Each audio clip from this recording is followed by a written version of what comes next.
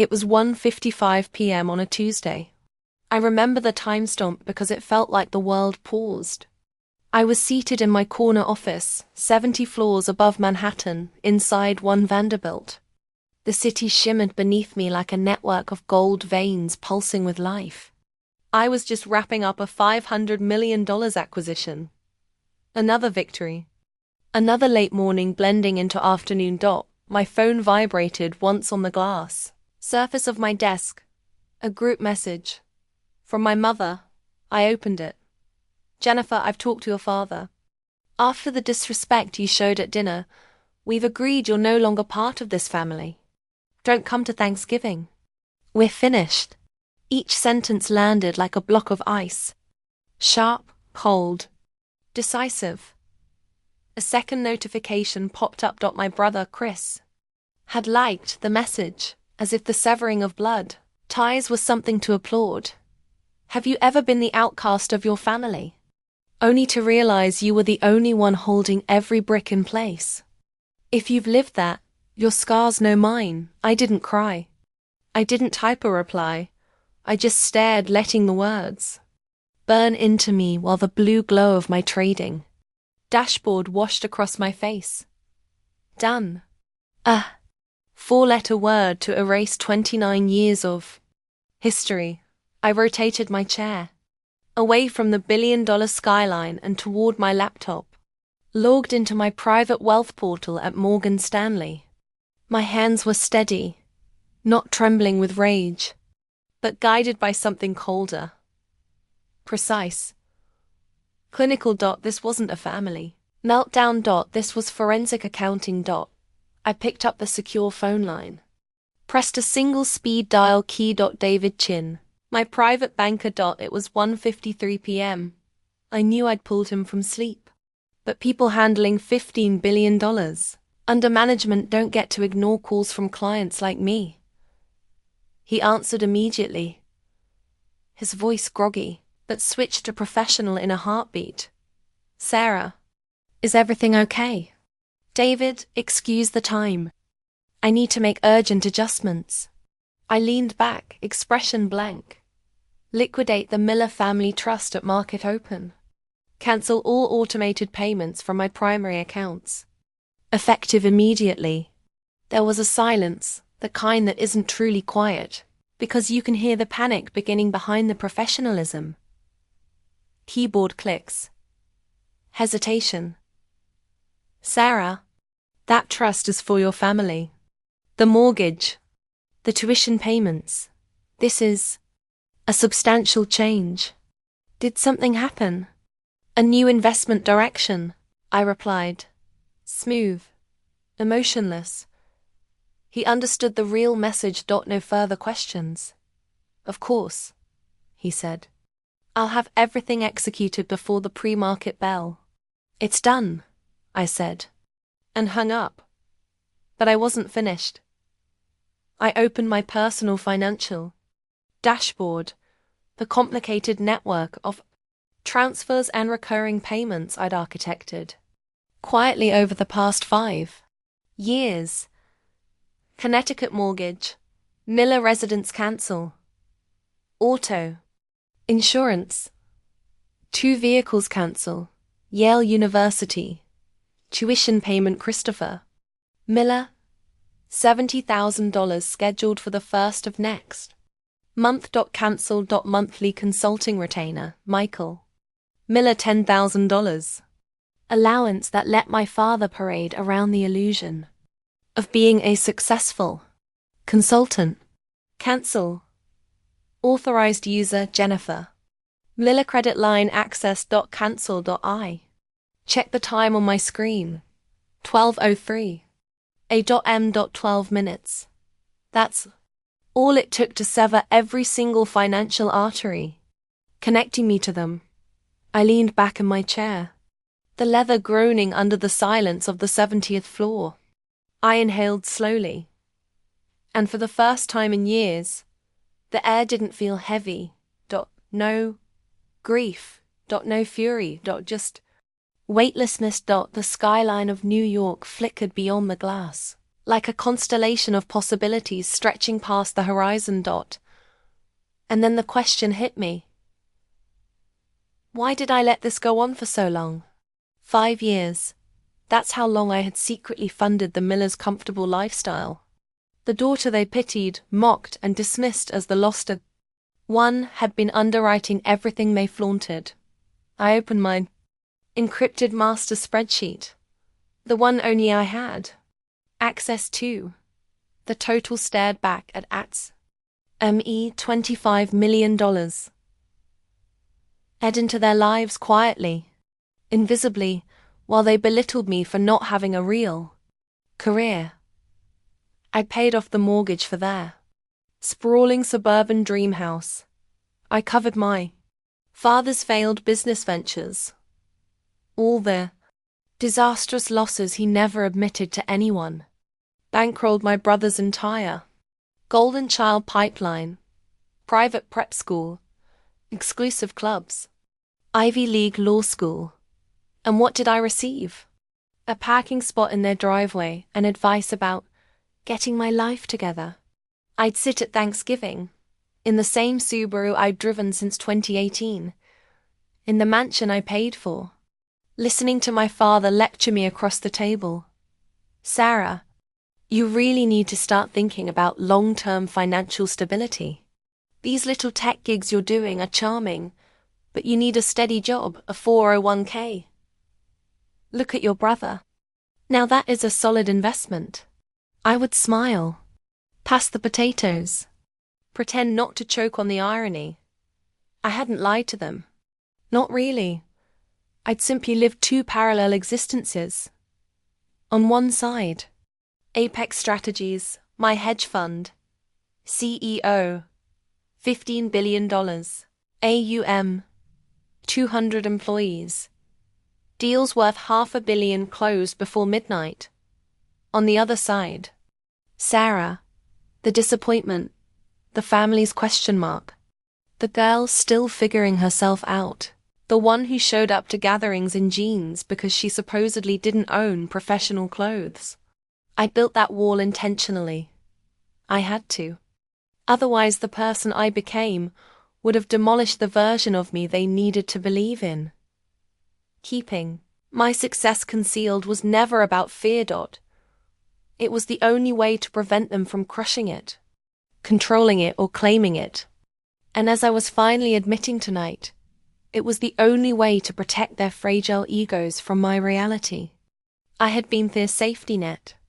And tonight they hadn't just disowned me. They had, with own text message, finally given me permission to cut the ropes. I didn't have to wait long. The next morning, my phone started exploding. Not with apologies. Or questions. Or maybe we went too far.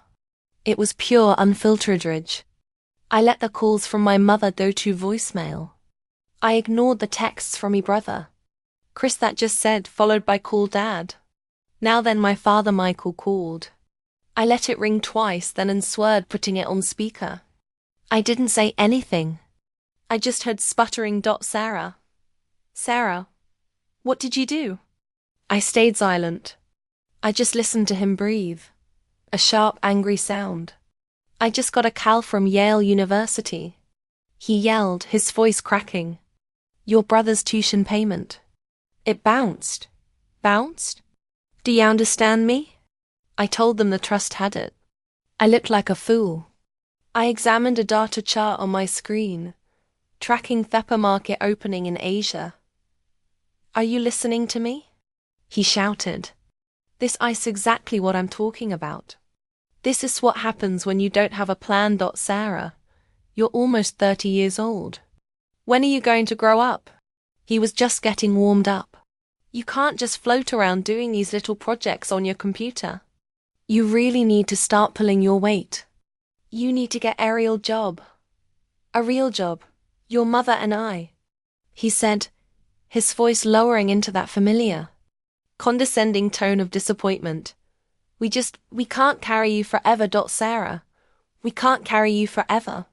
The irony was so profound, it was almost breathtaking. It was a physical weight. He was standing in a house I paid for, demanding I get a real job so I could pull my weight and fix a problem that he was only experiencing because I had 12 hours ago stopped paying for his entire life from my unreal job. I'd felt a small lingering flicker of guilt that morning. A little voice asking, was it too much?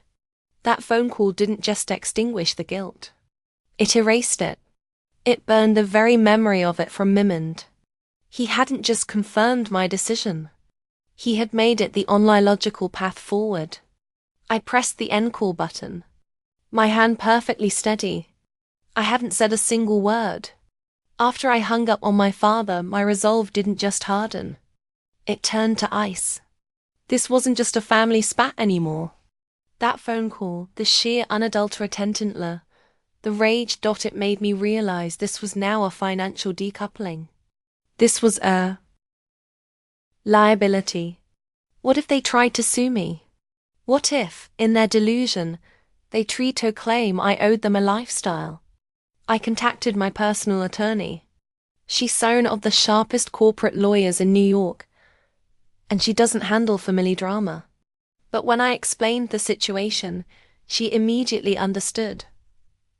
Sarah, she said, her voice crisp and devoid of emotion. This is no longer a family issue.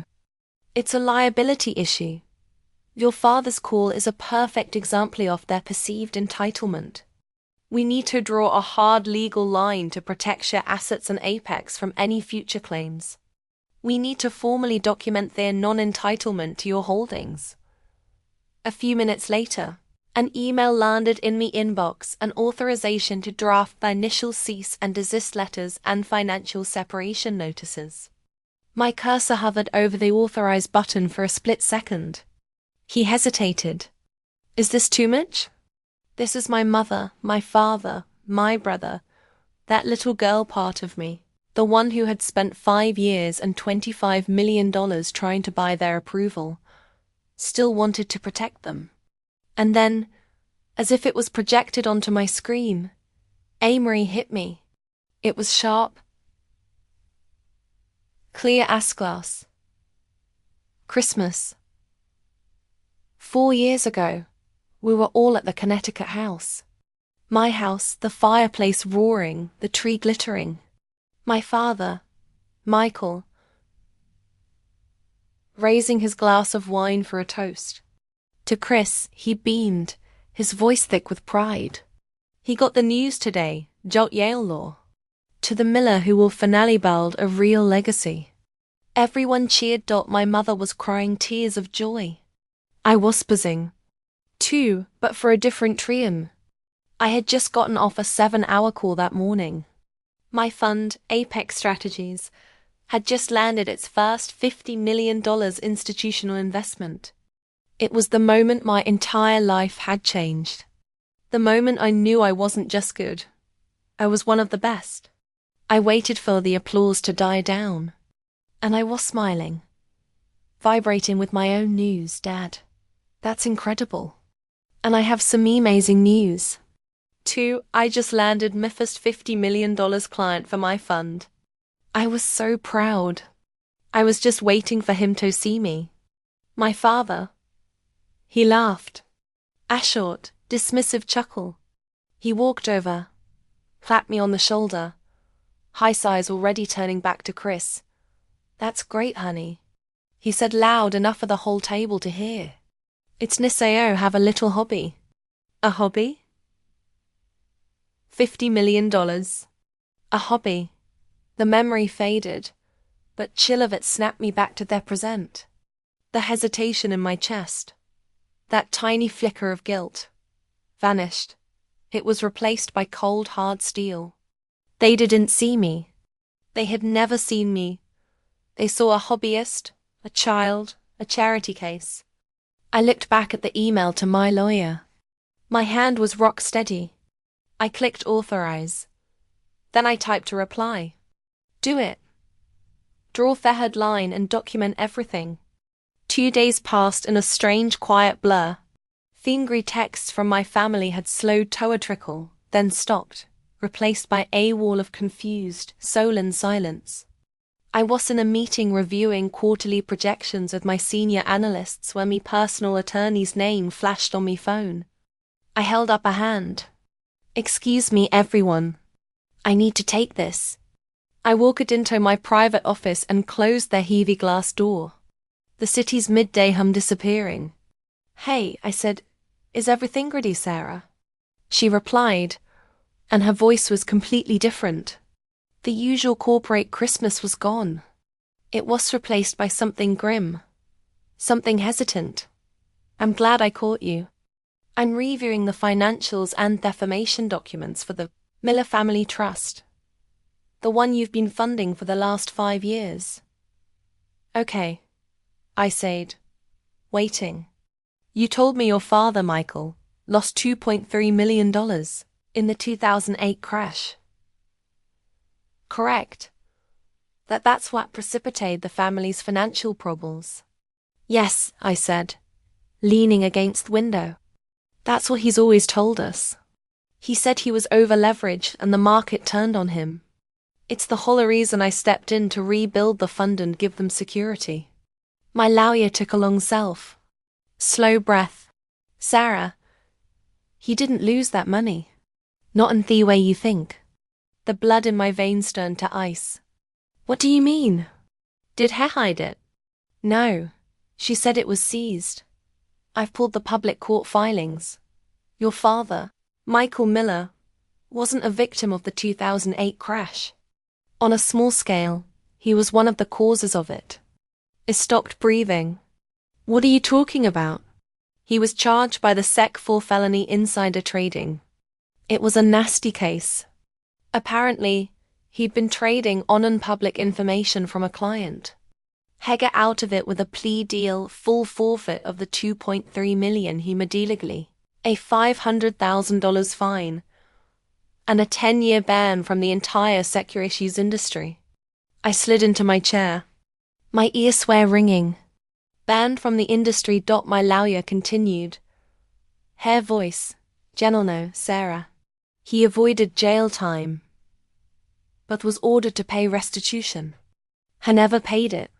The trust fund. He had you rebuild. It wasn't a family fund. He was managing. He can't legally manage anything." She let the silence hang for a beat. "The Miller Family Trust. Sarah. It was the restitution fund. You've been unknowingly paying off his criminality a bargain for 5 years." The phone felt like it weighed 1,000 pounds. I couldn't speak. All those dinners, all those lectures about sound investments and financial responsibility from a man who was a criminal, banned from the industry, all his pride in rebuilding family's wealth. It was all a lie, a sick, twisted criminal lie. He hadn't just let me fund his lifestyle. He hated me, my money, my hobby to pay for his crimes. The deception wasn't just about his ego anymore. It was about his freedom. The $25 million I had spent. It wasn't just generosity. It was restitution. I didn't just feel angry. I felt violated. This was infinitely darker than I could have ever imagined. That weekend the silence broke. My doorbell rang. Not the intercom for the building, but the actual physical doorbell to my private home. I lived in a 4,000 historic brownstone in the West Village, a fact I'd hidden from my family. They thought I was renting a room in a shared apartment. I walked down the restored oak staircase and opened the door. It was my parents, Michael and Jennifer. They looked frantic, their eyes wide and red. They didn't wait for an invitation. They barged past me into the foyer, then stopped dead. They stared. They stared at the 1/4 ceilings, the restored marble, the art on the walls, the winding staircase that led up 3 more floors. What is this place?" "Mimother," Jennifer stammered. Her hand was at her throat. "I thought you rented a room." "I own the building," I said. My voice was flat, echoing slightly in the large space. My father, Michael, didn't even seem to register his surroundings. His bluster, his condescension, his pride. It was all gone. He looked more He rushed toward me, his hand shaking. "Sarah, please," he said, his voice a whisper. "You have to help us. They are reopening the cess case. They're saying the restitution is in default. They're talking about why Sarah jail for me." I just looked at them. "I know." Those two words hit him harder than a slap. He was desperate now, grasping at anything. I knew you were helping, Sarah." He lied, his eyes darting between me and my mother. "I knew you were successful. I wasted you to see if you'd learn a responsibility. A test. This was the moment. The final partition in my mind dissolved. A test," I said. My voice was so cold, so quiet. It cut through their room. "Then you also knew that the $2.3 million you lost in 2008 wasn't lost." My father froze. "You knew it was seized by the SEC for insider trading." I continued, walking slowly toward him. "I have the documents. Dad, the fund it built. The one I've been funding for 5 years, it wasn't a family trust. It was a restitution fund I've been unknowingly paying off for you. You didn't lose a trust fund last week. Dad, you defaulted in your criminal plea bargain." My mother's face went white. She let out Asmal's strangled sound and put her hand in the wall to steady herself. "Michael, what is she talking about?" My father. He just crumpled. The lies were too heavy. He couldn't hold them up anymore. The entire power dynamic of our family. Theon built over 29 years of his pride, and me silence shattered in that sing lawful kit moment. The story ends 6 months later. I paid the final restitution. It was an anonymous wire transfer sent from my attorney's escrow account. A final legal settlement, not adgift, not help, just an accounting. My father avoided jail, but he and my mother lost everything else. The house in Connecticut, the cars, the lifestyle, they had to sell it all. I was in my office back in 1 Vanderbilt. The sun was rising over the city. I opened the complex color-coded spreadsheet I had used to track my family's secret finances for 5 years. I looked at their grand total one last time, $25 million, then I looked at the new balance. 0. I highlighted the file, and I hit delete. That night, for the first time I can remember, I went home and I slept for till morning. No guilt, no petition, just peace.